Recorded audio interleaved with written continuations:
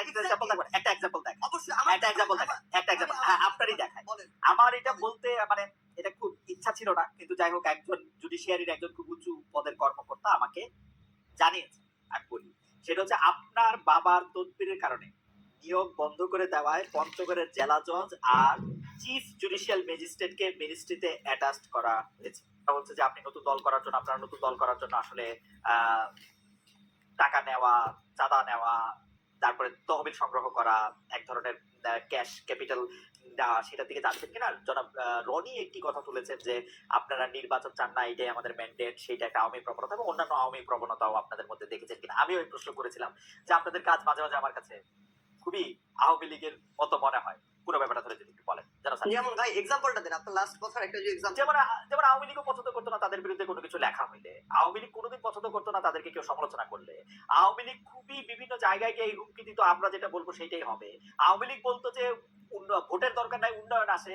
এই সরকারের মধ্যে থেকে অনেকে বা এই সরকারের সমর্থক অনেকে এটা বলতে চায় যে নতুন করে নির্বাচনের দরকার নাই, আগে আমরা সংস্কার করব, আমাদের এইটাই ম্যান্ডেট, গণ অভ্যুত্থানই আমাদের ম্যান্ডেট। তারপরে বিভিন্ন সময় বিভিন্ন জায়গায় যে একটা আছে না, একটা তর্জনী উঁচায়া তর্জনী নির্দেশ করা, উই আর দে করা, এইটা আওয়ামী লীগের যে জায়গা থেকে আমরা যে 15 বছর যে রক্তাক্ত অভিজ্ঞতার বা যে বিভ্রান্তির মধ্যে আমরা ছিলাম, যে বঞ্চনার মধ্যে আমরা ছিলাম, সেটাও আমরা আসলে অনেক সময় আমি প্রত্যক্ষ করি। আপনি চাইলে আপনার আমি আলাদা আরো অনেক উদাহরণ দিতে পারি। ভাই এখন একটা ভাই শোনেন, একটা জিনিস আপনাকে বলি, সবচেয়ে বড় কথাটা হচ্ছে আমি আপনার সাথে সম্পূর্ণ দ্বিমত করি এবং এই কথাটা আমার কাছে মনে হয়েছে খুবই জেনারেলাইজড একটা কথা।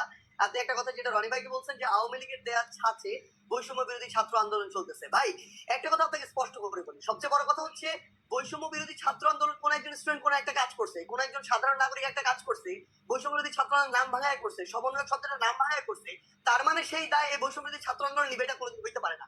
আমরা আমাদের জায়গা থেকে সবচেয়ে বড় যে জিনিসটা দেখছি যে এই পুরো যে আপনি যে সিস্টেমটা কথা বলতেছেন, কালচারটা কথা বলতেছেন, এইটা বৈষম্য বিরোধী ছাত্র আন্দোলন বলতে আপনারা যাদেরকে চেনেন সেই হিসেবে এই মানুষগুলো এটার জন্য সবচেয়ে বেশি স্ট্রাগল করে যাইতেছে। এই পুরো বাংলাদেশের নতুন যে সংস্কার প্রক্রিয়া, এটার জন্য সবচেয়ে বেশি স্ট্রাগল করে যাইতেছে।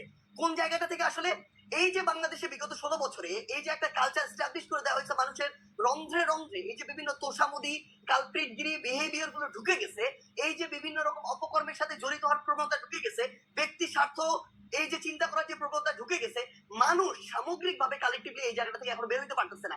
মানুষ এখন প্রত্যেকদিন 100টা তদবির নিয়ে আসে, মানুষ এখনো তাদের জায়গা থেকে নিজেরটা দেখে শুধুমাত্র যে আমি ট্রান্সফার নিয়ে আজকে যদি ভোলা থেকে ঢাকায় যাই আমার ফ্যামিলি একটু ভালো থাকবে, কিন্তু ঢাকার যে ফ্যামিলিটা বরিশালে যাবে তার কি হলো সেটা মানুষ চিন্তা করে না।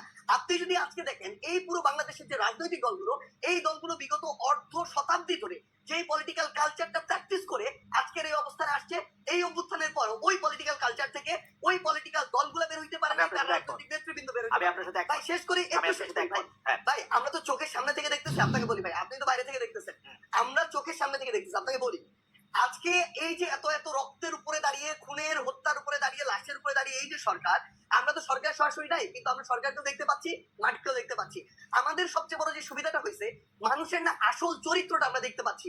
বড় বড় রাজনীতিবিদ, বড় বড় সুশীল, বড় বড় শিক্ষাবিদ, বড় বড় মিডিয়া ব্যক্তিত্ব, এগুলো আপনার সামনে যতটা ভদ্র যেভাবে প্রেজেন্ট করে, ভিতরে এক একটা কালপ্রিট এবং ভণ্ড। এরা ভিতরে ভিতরে নেগোসিয়েশন করে, ভিতরে ভিতরে এরা তদবির করে, ভিতরে ভিতরে এরা আগের কালচারটা এস্টাবলিশ করার জন্য মাঠে তাদের ছেলেদেরকে পাঠায় চাঁদাবাজি করে, উপরে এসে বলে কে ওখানে চাঁদাবাজি করতে গেছে। এই যে রাজনৈতিক দলের বড় বড় যে নেতা কর্মীগুলো, তারা যদি মাঠ পর্যায়ে বাংলাদেশের বড় রাজনৈতিক দলগুলো সহযোগিতা না করে, তাদের যারা কর্মী তাদেরকে তলে তলে ওই ভিতরে পাঠায়, আবার উপরে উপরে আজকে আপনি দেখেন কেন আওয়ামী লীগের বিচার হইতেছে না। আওয়ামী লীগের বড় বড় নেতা কর্মীগুলোকে শেল্টার দিয়ে রাখছে। আমি বলি জেলা আওয়ামী লীগের সাধারণ সম্পাদক সভাপতিকে শেল্টার দিচ্ছে জেলার অন্য কোন বড় রাজনৈতিক দলের সভাপতি সাধারণ সম্পাদক। This is the bitter truth. এই শেল্টার দিতেছে টাকার বিনিময়ে, এই শেল্টার দিতেছে ম্যান পাওয়ারের বিনিময়ে, অথবা এটা চিন্তা করতেছে আজকে থেকে 5-10 বছর পর তার যদি খারাপ সময় আসে সে তাকে শেল্টার দেবে। তো সবচেয়ে বড় কথাটা হচ্ছে বৈষম্য বিরোধী ছাত্র আন্দোলন বলতে যে তিনজন ওইখানে সরকারি উপদেষ্টা কিংবা মাঠে যারা আছে অ্যাকচুয়ালি তার স্পিরিটটাকে ধারণ করে। ভাই 5 তারিখের পরে বৈষম্য বিরোধী ছাত্র আন্দোলন হইছে নতুন করে এই সংখ্যাটা বেশি, তারা এই নাম ভাঙায় খাইতেছে আরো বেশি। এবং এই মানুষগুলো থেকে শুরু করে অন্যান্য যারা আছে, তারা যদি তাদের জায়গা থেকে যেটুকু সহযোগিতা করা দরকার, এরা শেখ হাসিনার বিরুদ্ধে যেভাবে সহযোগিতা করছে, ওই সহযোগিতা যদি থাকতো বাংলাদেশ 6 মাসে প্রত্যাশার চেয়ে বেশি পরিবর্তন হইতো। কিন্তু সবচেয়ে বড় সমস্যা হচ্ছে আমরা তো সামনে থেকে ওইখানে থেকে ফেসটা পরিচিত হয়ে যাওয়ার কারণে সবকিছু আমাদের কাছে আসে। প্রাণপণ চেষ্টা করে। ভাই আমাদের তো পালাবার পথ নাই, আমরা যেদিকে যাই ঝুলাবে, এটা হচ্ছে রিয়েলিটি ভাই। তো সবচেয়ে বড় কথা হচ্ছে আমরা আমাদের প্রাণপণ চেষ্টা করে যাচ্ছি এবং যাব, কিন্তু এই সামগ্রিক যে স্টেক হোল্ডার গুলো, যেগুলো ফাংশন না করলে, হেল্প না করলে, ওয়ার্ক না করলে, ভাই শুধু একটু শেষ করি, শেষ করেন। এই এই যে বিষয় সামগ্রিক যে স্টেক হোল্ডার গুলো, এগুলো তো বিগত কালচার গুলোর সাথে অতপ্রতভাবে জড়িত এবং সহযোগী। এরা যদি এই কালচার থেকে বের না হয়, বৈষম্য বিরোধী ছাত্র আন্দোলন বলতে যাদেরকে চেনেন বা যারা আছে, তারা তাদের জায়গা থেকে যতটুকুই কাজ করুক না কেন, ওই কাজগুলো আওয়ামী লীগের মতো করে হয়ে যাচ্ছে। সাজিস খুবই চমৎকার আপনি বলছেন, কিন্তু খুব একপাক্ষিক বলছেন কিনা সেটা হচ্ছে আমার নিবেদন। যে আপনি এমন ভাবে বলতেছেন যে যারা ওই কালচারটা রাখতে চায় তারাই শুধু এটার মধ্যে পক্ষভুক্ত, আপনারা যারা এই কালচারটার মধ্যে আসেন এবং সেই কালচারটাই ব্যবহার করতেছেন তারা যেন পক্ষভুক্ত না। আমি আমি আমি আমি প্রশ্ন করি, আপনি আপনি আপনাকে আমি প্রশ্ন করেছি যে আপনারা যে রূপায়টার অফিস নিয়েছেন সেটা চাঁদা করতে যে চাঁদা করতে কাটতেছে, আপনাদের যদি আমি প্রশ্ন করি যে আপনারা আসলে কেন এই গাড়ি চড়ে এখানে যাইতেছেন, কে আপনাদের গাড়ি দিচ্ছে, আপনারা বলেন আমার মতো 1 কোটি খালেদ মহিউদ্দিন আছে যারা আপনাদেরকে গাড়ি দেয়। একই কালচারে আপনারা পড়তেছেন না, একই কালচারে আপনারা ব্যবহার করতেছেন না, আপনাদের কাছে তদবির আসতেছে, আপনারা তদবির করতেছেন তো, বিভিন্ন জায়গায় আপনারা তদবির করতেছেন তো, করতেছেন না, আসতেছে আপনাদের কাছে। ভাই শুনেন ভাই, আসতেছে 100টা, হ্যাঁ করতেছি না ভাই। আপনি একজন একটা রেফারেন্স বের করে দেখাবেন যে এই তদবিরটা করছি। এবং যদি কোনো একটা ক্ষেত্রে ভাই বলি, ধরেন কোন একটা জেলার ডিসি ওই জায়গায় গিয়ে এখনো রাজনৈতিক দলের তোষামোদি করতেছে, জনগণের চিন্তা না করে নির্দিষ্ট কিছু মানুষের এজেন্ডা বাস্তবায়ন করতেছে, ওই এলাকার মানুষ, জনগণ, ছাত্র প্রতিনিধি সবাই একসাথে এসে যখন বলে, তখন এই দাবিটা তুলছি। কিন্তু আপনি এটা যখন জনগণের ক্ষেত্রে হবে, দেশের স্বার্থ হবে, তখন আমরা আমাদের জায়গা থেকে দাবি তুলবো। আপনি এটা একটা এক্সাম্পল দেখাবেন। আমি দেখাবো সাজিস, সাজিস আমি একটা এক্সাম্পল দেখাবো, একটা এক্সাম্পল দেখাবো, অবশ্যই একটা এক্সাম্পল দেখাবো, একটা এক্সাম্পল আপনারই দেখায়। আমার এটা বলতে মানে এটা খুব ইচ্ছা ছিল না, কিন্তু যাই হোক একজন জুডিশিয়ারির একজন খুব উঁচু পদের কর্মকর্তা আমাকে জানিয়েছেন, আমি বলি সেটা হচ্ছে আপনার বাবার তদবিরের কারণে নিয়োগ বন্ধ করে দেওয়ায় পঞ্চগড়ের জেলা জজ আর চিফ জুডিশিয়াল ম্যাজিস্ট্রেটকে মিনিস্ট্রিতে অ্যাটাচড করা হয়েছে। ভাই শোনেন একটা কথা বলি, মানে এই যে মানে এটার চেয়ে বড় প্রোপাগান্ডা, এবং মানে আপনি শোনেন জাস্ট একটা এক্সাম্পল, পুরো পঞ্চগড় জেলার যত মানুষ আছে তাদেরকে জিজ্ঞাসা করবেন, পুরো পঞ্চগড় জেলার বৈষম্য বিরোধী ছাত্র আন্দোলন আছে তাদেরকে জিজ্ঞাসা করবেন, পুরো পঞ্চগড় জেলার বৈষম্য বিরোধী ছাত্র আন্দোলন পুরো জেলা কোর্ট থেকে শুরু করে এভরিথিং ব্লক করে রাখছিল শুধু একটা কারণে, এই জেলা জজ এবং চিফ জুডিশিয়াল ম্যাজিস্ট্রেট তারা তাদের জায়গা থেকে একটা নিয়োগ প্রক্রিয়ার পরীক্ষার আগে তারা বিভিন্ন জায়গায় ম্যান সেট করে রাখছিল, এবং ওইখানে যারা পরীক্ষার্থী ছিল তাদের প্রতিবাদের মুখে পড়ে তারা পরীক্ষাটা পর্যন্ত বন্ধ করে দিতে বাধ্য হয়। এবং সবচেয়ে মজার বিষয় হচ্ছে, একটু এক করি ভাই, সবচেয়ে মজার বিষয় হচ্ছে ওইখানে অ্যাপ্লাই করেছিল মনে করেন 2000 স্টুডেন্ট, তারা তাদের মতো করে বিভিন্ন এক্সকিউজ দিয়ে প্রায় অর্ধেক স্টুডেন্টকে পরীক্ষা দিতেই দেয় না, বাকিদেরকে দিয়েছিল। এবং এরপর এটা পর্যন্ত রেফারেন্স ওই স্টুডেন্টদের পরীক্ষার্থীদের কাছে চলে গিয়েছিল, বিভিন্ন পলিটিক্যাল দল তাদের জায়গা থেকে লিস্ট পাঠিয়েছিল। এবং এই চিফ জুডিশিয়াল ম্যাজিস্ট্রেট এবং জেলা জজ যিনি রয়েছেন, তারা বিগত সময়ে আওয়ামী লীগের সময়ে তারা ওই সময় যে আইন এবং বিচার মন্ত্রণালয়ের যিনি মন্ত্রী ছিলেন তার লিস্ট দেখে দেখে পঞ্চগড়ে নিয়োগ দিয়েছে। এই অভিযোগগুলো এক করে পুরো পঞ্চগড় জেলার ওই পরীক্ষা যারা পরীক্ষার্থী তারা রাজপথে নেমেছিল, মানুষ নেমেছিল, বৈষম্যবিরোধী ছাত্র আন্দোলন নেমেছিল। কোন সিঙ্গেল একজন পার্সন যদি এটা বলতে পারে, ভাই আমিও বলতে পারি খালেদ মহিউদ্দিন ভাই বিগত সময়ে এরকম অনেক কঠিন কঠিন টকশো করেছেন, কিন্তু তারপরও আওয়ামী লীগের বিরুদ্ধে কঠোর হন নাই। সাপোজ এটা এরকম আসতেছে এই জন্য ভাই 100 কোটি টাকা পেয়েছিলেন, এটা আমি বললাম, কিন্তু এটা কোনদিন সত্য হইতে পারে না। আপনি সিঙ্গেল এরকম একটা দেখাবেন যে কেউ একজন বলবে যে আমাদের একটা রেফারেন্স ওই জায়গায় গিয়েছিল, যে কারণে আমরা এটা বাধা। আচ্ছা প্রথম কথা যে আপনি কি এই সমস্যার সমাধান করলেন, মানে এই সমস্যার সমাধানে আপনি নেতৃত্ব দিলেন?